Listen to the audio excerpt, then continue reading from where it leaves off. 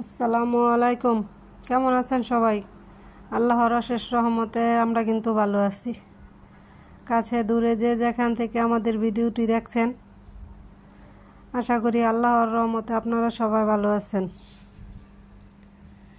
তো ভিডিওর শুরুতে একটা রিকোয়েস্ট করে রাখি, প্লিজ ভিডিওটি টেনে টেনে দেখবেন না, পুরো ভিডিওটি দেখবেন। ভিডিওর কোনো না কোনো অংশ ইনশাল্লাহ আপনার কাছে হয়তো বা ভালো লাগবে। প্লিজ লাইক দিয়ে ভিডিওটি কন্টিনিউ করবেন। আমার চ্যানেলটা সাবস্ক্রাইব করে রাখবেন, নোটিফিকেশন অন করে রাখবেন, যাতে ভিডিও ছাড়ার সাথে সাথে আপনার কাছে পৌঁছে যায়।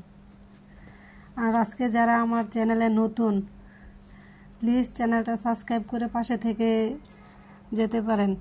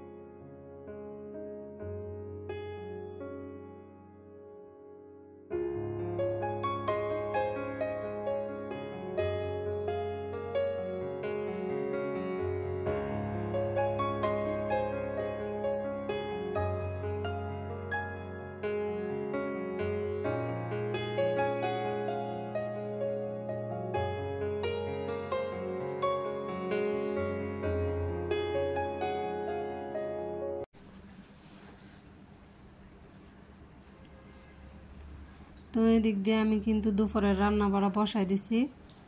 তো সহজ রান্নাই, আলু দিয়ে আর যে ওই দিন টমেটো আনছিলাম, 2টা কাঁচা টমেটো ছিল, দিয়ে একসাথে দিয়ে ভাজি করলাম। আর এদিক দিয়ে রান্না করব মূলা। তো মূলার মাছগুলো ভালোভাবে আগে কষাই নিতেছি, কারণ এটা মাছ আস্ত রাখবো না আর কি, একটু খুইলা পরে রান্না। তো মাছটা ভালোভাবে কষাই নেওয়াতে কী হয়েছে, তো এই যে মাছের যে বড় কাঁটাগুলো আছে ওইগুলো ফেলাই দিয়ে তারপর রান্না করবো আর কি, যাতে তরকারিতে মাছের কাঁটাটা কম লাগে, সেই জন্য। যারা এতক্ষণ ধরে আমার ভিডিওটি দেখছেন, প্লিজ একটা লাইক দিয়ে যাবেন। আপনার একটি লাইক কিন্তু আমার কাছে অনেক মূল্যবান, কারণ আপনার একটি লাইক আমার এই ভিডিওটা আরও অনেকের কাছে পৌঁছে দিতে সাহায্য করবে। তো এই যে মূলাটা কিন্তু আমি সুন্দর করে রান্না করে নিতেছি। তো এটাতে কিন্তু পানি রাখতাম না, একবারে শুকাইলামও তরকারিটা। তো তরকারিটা খাইতে কিন্তু বেশ মজাই হয়। এরকম করে আর এই বছর ফাঁক করা হয়নি, অন্য বছর হয়তো ফাঁক করি, আজকে এরকম করে ফাঁক করতেছি। তো মানুষ বলে যে সংসার সুখের হয় রমণীর গুণে। তো আমি বলি সংসার সুখের হয় রমণীর গুণে। আর সেই রমণীর পাশে যদি একটা আর কি গুণবান পুরুষ থাকে, তাহলে এই যে দেখেন রান্না করার পর আমি দোয়া দেই করতে যাবো, এই সময় দেখি বেসিনের পাইপ ফাইটে গেছে, এদিক দিয়ে পানি বার হইতেছে। তো এই যে বেসিনটা কিন্তু এই জায়গায় আবার টেপ লাগানো আছে। এই পাইপটা কিন্তু আর কি কয়েক বছর হয়েছে আমি লাগাইছি। তো আব্বু বাড়িতে ছিল, তখন ওই জায়গায় একটু টেপ পেঁচাই দিয়েছিল, পরে আর পানিটা বের হয় না আর কি। তো আর বদলানোর প্রয়োজন মনে করিনি। তো বাড়িতে থাকলে আমার যত কাজকর্ম আছে দেখে দেখে মনে করেন যে সব কিছু টুকিটাকি ঠিকঠাক করে দেয়, সব কিছু মাশাল্লাহ পারে। তো এবারও বলতেছে যে তোমার কোন জায়গায় কি কি সমস্যা আছে সব কিছু দেখে রেখো, তো বাড়ির যাওয়ার পর আমি সব কিছু ঠিক করে দিই। তো বেসিনটা যেহেতু পানি পড়তেছে, তো আমার তো আবার একটু বাজারেও যাওয়া লাগবো। এই জন্যই বললাম যে সংসার সুখের হয় রমণীর গুণে, যদি একজন আর কি দায়িত্ববান পুরুষ থাকে আর কি, ঠিক আছে, গুণবান পুরুষ থাকে, তো ও কিন্তু বাড়িতে থাকলে অনেক কাজেই সাহায্য করে।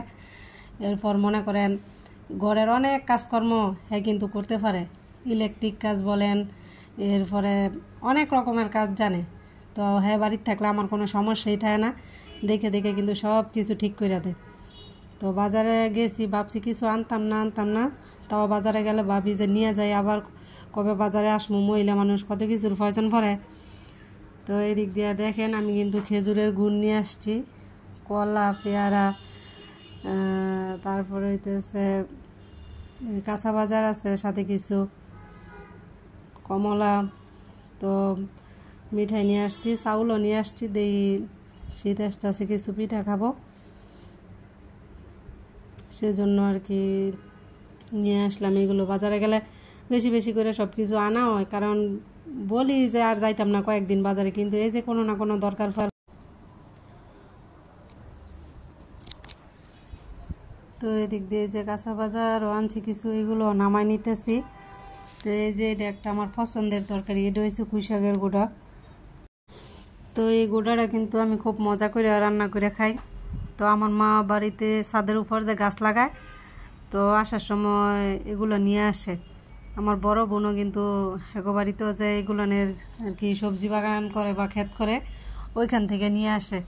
তো এটা আমি খুবই পছন্দ করে খাই আর কি, ওরা জানে, এর জন্য ওইলে নিয়ে আসে আমি খাওয়ার জন্য। তো এদিক দিয়ে দেখেন আবার কপি নিয়ে এসেছি, ফুলকপি। তো বাজারে গেলে মনে হয় কি যে এইটা ওইটার সাথে করে নিয়ে যাই, তো আবার কয়েকদিন পর আসমু, কিন্তু ওই যে আবার প্রয়োজন পড়ে যায়, আবার যাওয়াই লাগে, আনাই হয়। তো এদিক দিয়ে দেখেন, তো এই যে এদিক দিয়ে আমি বেসিংয়ের পাইপটা কিন্তু খুলে নিতেছি, অনেক ময়লা জমছে। তো এই পাইপটা কিন্তু লাগাইছি অনেক কয়েক বছর হয়ে গেছে, মাঝখান দিয়ে কয়েকবার পরিষ্কার করে নিয়েছিলাম। তো আমি কিন্তু নতুন পাইপটা লাগাই নিতেছি। তো নতুন পাইপটা লাগাইতেছি, কিন্তু ওই যে নিচের যে সাইডটা আছে ওইটা কিন্তু ওই পাইপটার ভিতরে ঢুকতেছে না, মনে হইতেছে যে এই পাইপটা মোটা, ওইটা একটু সাফা। তখন ওই যে ওর আব্বুর কাছ থেকে শিখে রাখছিলাম যে যখন এটা বেশি মোটো হয়ে যাবে, প্লাস্টিকের জিনিস আগুনের তাপও দিলে উনবো, তখন এটা হাতে চাপ দিলে নরম হইব, তো তোমার ঢুকাইতে সুবিধা হইব। তো আমি একটু গ্যাসের চুলা এটা ফোড়া দিয়ে নিছি, ফুটছি পরে একটু চাপছে, তখন কিন্তু সুন্দর মতো লাগছে। তো এই যে সব কাজগুলো উনি বাড়িতে থাকলে কিন্তু উনি খুব সুন্দর করে করে দিত। তো এখন যেন যেটা নষ্ট হয় আমারই করতে হয়।